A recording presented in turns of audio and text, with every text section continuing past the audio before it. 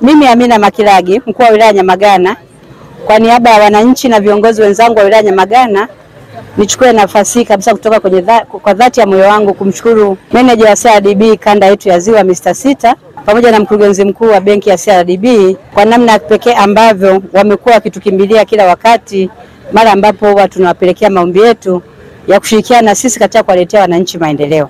Ni mwaka jana tu walituletea madawati katika shule ya Makilagi na leo wametuletea madawati katika shule ya Bulale, jambo ambalo wameonyesha kwa dhati ya moyo wao kwamba wanataka kuunga mkono jitihada za Mheshimiwa Rais ambazo amekuwa akizifanya za kuhakikisha Tanzania tunapata watoto wenye elimu bora na sio bora elimu.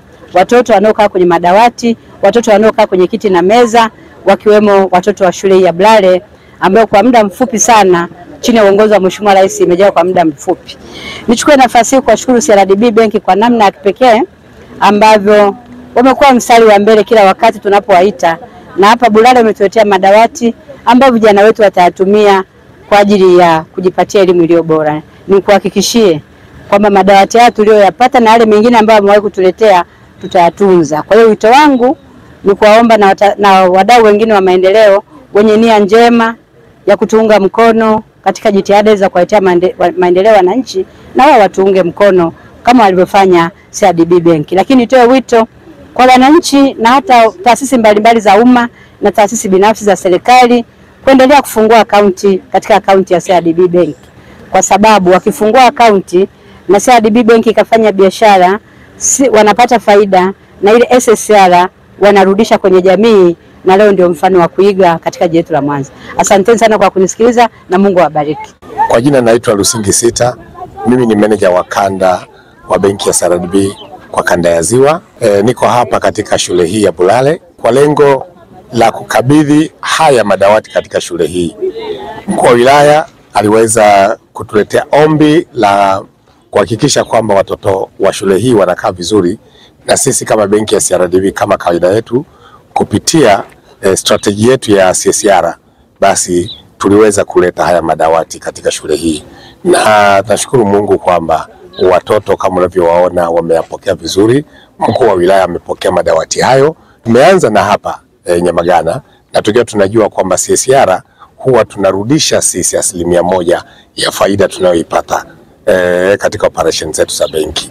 Kwa hiyo tunajivunia kusema kwamba tutaweza kupita maeneo mbalimbali, hata tunavyokuwa tunazungumza sasa hivi tumeshapita katika shule mbalimbali na tumekuwa tukihudumia katika maeneo mawili, upande wa afya na upande wa elimu. Leo tuko katika elimu katika shule hii ya sekondari ya Bulale. Kwa majina naitwa Kavi Filimoni, ni mwanafunzi wa sekondari Bulale.